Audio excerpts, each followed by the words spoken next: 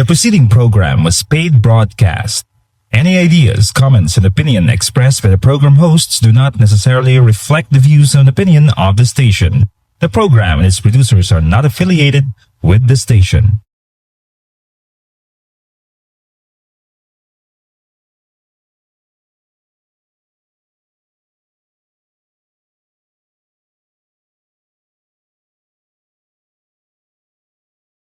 Nagalambot naman sa inyo ining aton matag-adlaw nga palatuntunan nga ginatiguluhan tinapay sa kabuhi. Ang ini nga programa sa kahanginan nahalad ini sa pagpamanandong sa pulong sa Ginoo sa tinutuyo nga magdugang aton nga ibalo kag subong man magtubo ang aton nga pagtuo sa kay Kristo Jesus bilang aton Ginoo kag manuluwas ang aton kabuhi. Gani sa sulod sining 30 minutos upod kamo sa akon sa pagpamanandong naton sa pulong sa Dios pagi sa aton palatuntunan tinapay sa kabuhi. Dinalan sa kasulatan sa aton sa sining adlaw makita sa Salmo versikulo 5. Salmo 25. Magadaog kami sa imo kaluwasan. Kag sa ngalan sang amon Dios patindugon namon ang mga hayahay namon. Ang Ginoo magatuman sa tanan mong pangayo. I ran to Christ when chased by fear and find a refuge sure. Believe in me, His voice I hear, His words and wounds secure. I ran to Christ when torn by grief and find abundant peace. I too had tears, He gently speaks, thus joy and sorrow meet. Niya to I run to Christ. Kag amo iniya ang kasiguruhan sang isa ka tumuluo ni Kristo Jesus. Kay sa tion nga ginalagas kita sing mga pamahog, mga kabudlayan, kag subong man kahadlok, makasarang kita sa pagpalapit sa aton nga Ginoo kag makahatag siya sa imo sing kasiguruhan sa iya mismo nga pulong kag subong man sa iya nga pilas. Ang pulong niya nahibaluan naton amo ini ang iya nga Biblia. Kay pagi sa pagtuon naton sa pulong sa Ginoo maghatag ini sa aton sing kaligunan sa aton nga pagkabuhi bilang mga tumuluo. Kag subong man ining iya diri nga pilas amo ini ang pilas nga naangkon niya sang ginhalad niya kabuhi didto sa krus sa Kalbaryo sa pagtubos sang aton nga makasalanan. Kag tungod sini kun ginhatag sang Dios ang iya kabuhi agod nga masugata ang aton pinakadako nga kinahanglanon nakapat-od kita nga indi man niya pagtalikdan kundi himunan niya ang aton mga magagmay nga mga kinahanglanon. Kung nasarangan niya sa paghatag sang solusyon sabat sa aton pinakadako nga problema nga among sala, makasarang man siya sa paghatag sing sabat sang aton mga magagmay nga mga problema. Ayan mga kahadlok o kung mga kakapoy, mga pagpangkat sa aton nga pagpangabuhi. Ang pinakadako lamang nga butang nga dapat timuon gali sang isa ka tumuluo amo nga magdalagan siya palapit sa kay Kristo Jesus. Magpangamuyo siya, magpanawag siya, kag subong man magpangayo siya sing bulig. Kaya ang Ginoo naton handa sa pagbulig sa tagsa-tagsa ka mga katawhan nga nagapangayo sa iya. I run to Christ. Truths in times of trouble. Amo ini ang aton nga ginatun-an subong. Kag nasentro ining pagtuon naton subong sa pulong sa Ginoo sa Salmo 20. Kag nakita na naton ining background sang bilog nga Salmo. Salmo 20 nga ang inigali nga salmo ginsulat ini ni Haring David nga ila gali pagakantahon sang katawan sa Israel sa atubangan sang Ginoo sa tion nga nagaaman si Haring David kag ang iya nga mga soldado sa pagsugata sa mga kaaway sa ila nga patag-awayan. Amo ining makita naton no ang background sini. Kag ining salmo pangamuyo ini sa makatawan sa Israel, sa Dios para sa ila nga hari. Amo ni nga kung aton diri nga usisaon kag lantawon sing maayo, makita naton nga nagahambal ini, nagapahayag ini sang isa ka pangamuyo diri sa Ginoo. May the Lord answer you when you are in distress. May the Lord send you help from the sanctuary. May the Lord remember all your sacrifices. Kag ano pagidri kung ang taon naton, may the Lord grant you the desire of your heart. So ara dira kabay pa o Haring David ang Ginoo. Amo ini dayon ang ilang pangamuyo diri. No? So umaning makita naton. Now, so kung aton maayo gid nga tunga-tungaon ining bilog nga Salmo 20, makita naton nga may ari ini ka mga 5 ka mga bahin. Una diri nga makita naton sa versikulo 1, amo ang ginatawag naton diri pagpanugod sa sininga Salmo, the introduction of the psalm. And then pag-abot nato sa versikulo 2 to 5, makita naton din ikaduha nga bahin, the cry of the people, ang pagpanawag sa makatawan sa Israel sa aton Dios para sa ilang hari nga nagaaman sa pakig-away. Kag subong man sa versikulo 6, nagsabat diri si David, ginpahayag ni David ang iya kasiguruhan, the confidence of the king to God. Kag pag-abot nato sa versikulo 7 to 8, diri naton makita ang ikaapat nga bahin, the consolation of the people. Diri na naton makita ang kalipay sang mga katawhan tungod ginsabat sang Ginoo ang ila pangamuyo. Wala sa payan nga nagaaman pa lamang si David, apang nibaluan na nila kung ano ang resulta sini. Kadalagan kay nga man patod kag subong man siguro gid nga ang Ginoo magabulig sa ilang hari. Amo ning makita naton diri, no? Kag ang ikalima diri, the conclusion of the psalm, no? Gintakpan ang ining salmo sa isa kadako nga pagsalig nga ang Ginoo patinad kag subong man magabulig sa ilang hari samtang nagaaman sa pagsugata sa ila nga mga kaaway. So amo ini ang outline nga ginasunod naton subong. Now, sa pagpadayon naton diri, ari na kita sa bersikulo 5. Bahin pa ini sang pagpanawag sa makatawan sa Israel sa aton Dios nga buligan sang aton Ginoo ang ila ngari si Haring David sa iya nga pag-aman kag sa pagsugata niya sang mga kaaway. Kag kun aton nilang taon masapuan naton diri nga may ari diri nga mensahe sang ginatawag naton pag-isa, unity, no, oneness nga ginatawag. Kay kun aton lang taon diri sang pagpayag sa sini nga mga katawan diri, magadaog kami sa imo kaluwasan. Kag sa ngalan sang amon Dios patindugon namon ang mga hayahay namon. So ano ini ang makita naton diri? Nagatudlo ang ini nga dinalan sa kasulatan nga makilalaan ang handom sa katawan sa Israel, nga makilalaan sila, makilala sila sa iban nga nasyon paagi sa ila hari.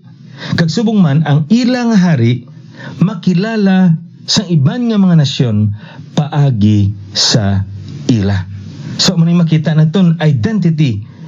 Their identity is in their king, just as their king's identity is in them.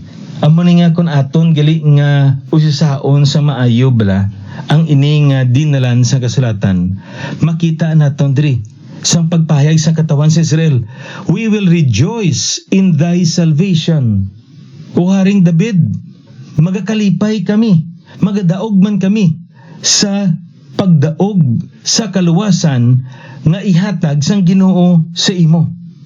So ano din ginambal sa sininga makatawan sa Israel? Your victory is our victory. Your deliverance is our deliverance also. King David, your joy is also our joy. No, kung lang taon naton diri, ano ining kaluwasan? Magadaog kami sa imo kaluwasan. O Haring David, kung luwason ka sang Dios, magadaog kami. No, ining pulo nga kaluwasan diri na ibaluan naton. No? This is deliverance from the day of trouble. Kag naibaluan naton ining adlaw sang ginatawag naton diri kagamo, amo ini ang adlaw sang pag-ama ni David sa iya pagsugata sa mga ilang kaaway. Kag naibaluan naton nga ang patag-awayan isa ka magamo nga klase sang duog. May ara nga kamatayon, may ara nga mga kapilasan, no? Kag may mga panimalay nga mabuhinan gid. Kag may ara nga kalutusan, may ara kasakit, may ara kabudlayan, kagamo nga duog. Kang hambal diri sa makatawan sa Israel, nakasiguro kami nga ang amon Ginoo magabuli gid sa imo. So kung aton nilang taon, masapuan naton diri, no? Isa ka butang nga dapat naton nga may baluan sa sini nga dinalan sa kasulatan nga amo sini. Isa ini ka pangamuyo sang katawan sang Israel sa ila hari nga amo si Haring David para sa aton Dios. Nga ang Ginoo magatipig kag magapatin-ad sa ila hari samtang nagaaman kag magasugata sa ila nga mga kaaway. So, kung aton niya lang taon diri, ang kamatuoran diri nga makita naton niya mo sini. Ang Diyos mismo amo ang ila nga ginasaligan. There is a degree of certainty nga ano? Nga ang Ginoo maghatag gid sing pagdaog sa ila. Nga ang Ginoo magasabat gid sang ila pangamuyo. Nga ang Ginoo magaluwas gid sa ila hari sa adlaw sang kagamo. So kung sa aton pa, ang ila nga pagtuo yara sa Dios, hindi sa ila nga hari. Ang ila nga pagtuo yara sa Dios, hindi sa mga hinganiban sang ila nga mga soldado. Ang ila nga pagtuo ara sa Dios, hindi sa kadamuon kag sa pwersa sang ila nga mga soldado. Paano naton ini mahibaluan? Kaya amo nang ginhambal sa makatawan sa Israel. Kag sa ngalan sang amon Dios, patindugon namon ang mga hayahay namon. Ano bot silingon sini? Ang kadalagan ni Haring David, ang kadalagan sang iya mga soldado, hindi nila ini ma-experiensyan kung hindi tungod sa Dios nga nagbulig sa ila. Kag nakita ini sang katawan sang Israel. Amo ni nga hindi sa ngalan ni David o kung hindi sa ngalan sa mga soldado sa Israel nga ila nga patindugon ang ila nga mga hayahay kundi sa ngalan sang Diyos. So we have here their conviction that only God and none other else will help their king to win the battle. Amo ina ang makita naton kag masapuan naton gani sa tion nga magdaog si Haring David. Anong ginhambal diri sa makatawan sang Israel? We will rejoice, we will set up our banners. Natural ginaya, no? Nga kinalipay kita sa tion nga may pagdaog. Sa kabahin, ano yung silingon sinisang hayahay? No, naibaluan naton sa una nga mga panahon, no? May ara ina sila mga bandera nga ilang ginabukad, no? Sa tion sa patag-awayan. Agod may baluan kundiin ang ini nga grupo sa mga soldado nagatindog kag nagapag-away kag kundiin ang iban niya nga mga kaupod kag ginagamit manila ini, no? Agod sa pagsignal sa ila mga upod kung ano ang ila nga mga plano, kung ano ila nga mga kahimtangan. Ti amo ini, no? Ang botsilingon sini nga may pagdaog sila tungod sa ngalan sang aton nga Ginoo. So karon ang ini bala nga dinalan sa kasulatan. Ano ang ginatudlo sini sa aton. Labi na gid sa aton relasyon sa aton nga hari. Subong ang mga katawan sa Israel nagpahayag sang ila nga dako nga pagsalig sa Dios paagi sa pagpangamuyo sa ila nga hari. Kag kun ano ang kadalag-an nga maeksperiensyan sang ila hari, amo man ining ila kadalag-an tungod may pag-isa sila.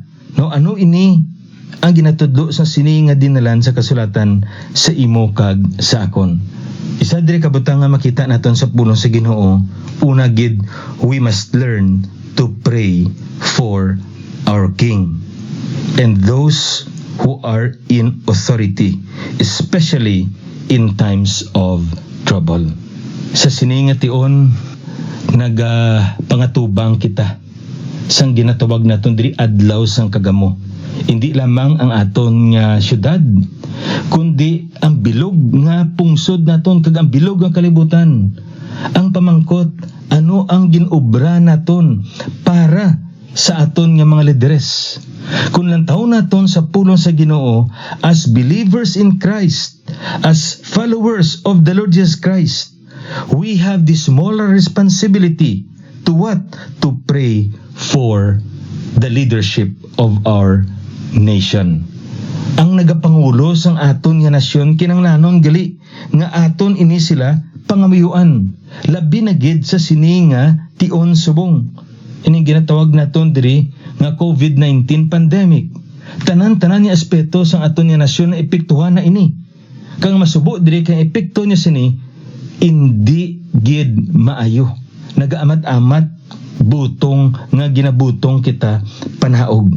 Ti ari kung ang taon naton sa puno sa Ginoo, naturally it's easy for us to criticize rather than to pray. But if you are indeed a believer of the Lord Jesus Christ, you need to start praying for those in authority. Kaya nga man, amo ining ginatudlo sang Salmo 20 sa imo kag sa akon. Ti anong aton pangamuyuan?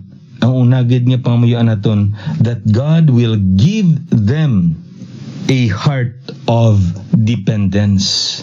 Nga magsalig sila. Isa ka tigipasuon nga magsalig sila sa Dios. Nga magtulok sila kag magpangayo bulig sa aton Ginoo kag subong man nga magpanglakaton sila suno sa pagdiriher kag sa pagtuytoy paggiya sang Ginoo sa ila. They will turn to God and be in tune to His leading.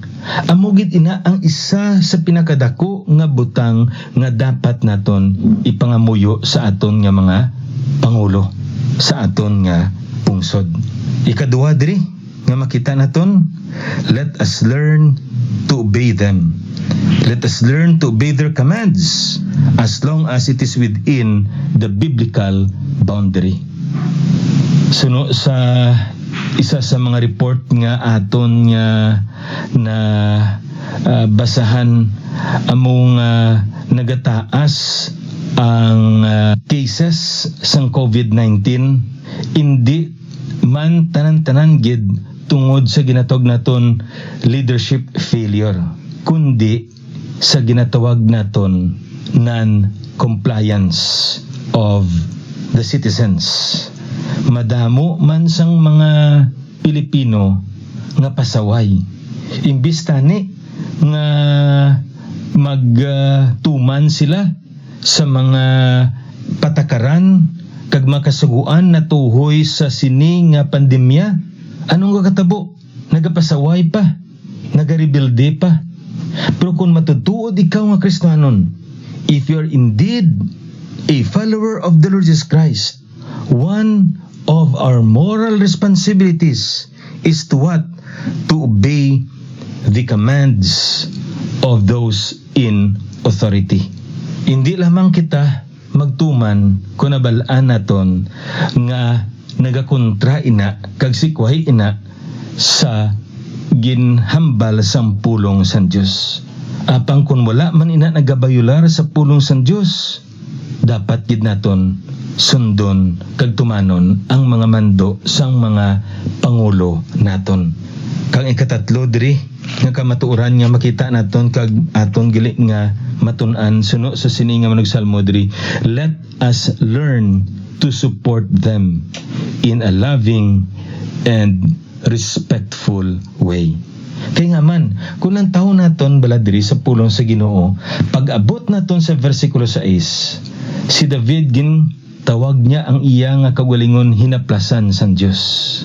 Our leaders are God's anointed, God's servants.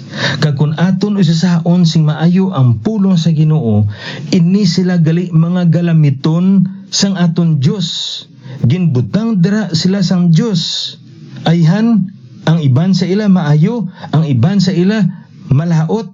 Apang tanan-tanan sila ang Ginoo ang nagbutang dira sa ila sa sina nga posisyon.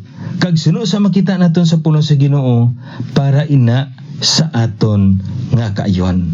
Gani kun aton nga lang taon man sa pulong sa Ginoo, ini sila tanan-tanan may panalabton sa Ginoo kung paano nila giyahan kagin maniho ang aton nga pungsod. Subong ikaw kag ako, may panalabton kita sa Ginoo kung paano kita nagkabuhi bilang mga pumuluyo sang aton nga pungsod. Amo nang kamatuoran nga makita naton dira kun aton bra saon ang Roma kapitulo 13 katahom sa laygay dira ni Pablo. Nadumdumo naton sa una nga panahon ni Pablo, sinong ilang nga hari, si Nero. Kag ano ang kabuhi ni Nero, tam-an gid ka pudiruso nga tawo, mapintas nga tawo. Pero ano ang ginhambal dira ni Pablo sa versikulo 13? Ang tagsa katawo magpasakop sa pagbulutan nga nagadumala. Kay walay pagbulutan niya indi gikan sa Dios. Kag ang karon nga mga pagbulutan tinangduan sang Dios. Ang silingon sini bisan si Nero pa. Si Nero gikan sa Dios. Amo nang silingon ni Pablo. Busa ang nagabato sa mga pagbulutan nagasumpong sa pagsulundan sang Dios. Kag ang mga nagasumpong magabaton sing paghukom. Kay ang mga manugdumala indi kahadukan sa buhat nga maayo kundi sa malaot. Buot kamo bala nga indi mahadlok sa pagbulutan, nyan buhata ang maayo. Kag may pagpakamaayo ka gikan sa iya. Kay siya alagad sang Dios nga sa imo kaayuhan. Apang kun maghimo ka sing malaot, mahadlok ka. Kay wala siya nagadala sang espada sa walay pulos. Alagad siya sang Dios sa pagikot sang kasingkal sa nagabuhat sing malaot. Busa ang isa kinahanglan magpasakop indi lamang sa paglikaw sang kasingkal sang Dios kundi tungod man sa kaisipan. So kung aton lang taon ng ini nga dinalan sa kasulatan, nagatudlo ini sa aton nga ang aton gali nga mga panguluhan tinangduan sang Dios kaginbutang ini sila para sa aton nga kayuhan. Nyan magpasakop kita sa ila. Kay amo ini ang ginatudlo sang pulong sang Ginoo sa aton.